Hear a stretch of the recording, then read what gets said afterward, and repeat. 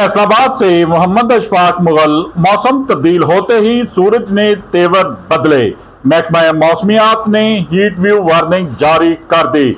जिले इंतजामिया ने हीट स्ट्रोक रिलीफ कैंप लगा दिए।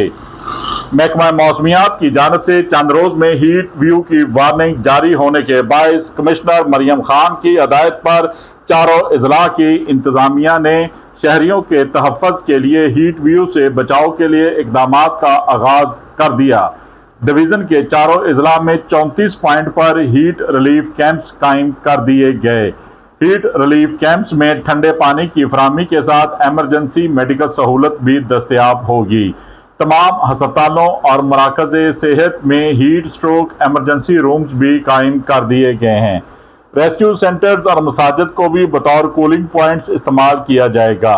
गर्मी की शिद्दत कम करने के लिए ज़िले इंतजामिया को सड़कों पर छिड़काव करने की हदायत भी जारी कर दी गई। शहरियों के लिए किसी भी हीट स्ट्रोक एमरजेंसी की सूरत में रेस्क्यू की हेल्पलाइन 1122 मुकम्मल फाल रहेगी। देखते रहिए GS न्यूज़।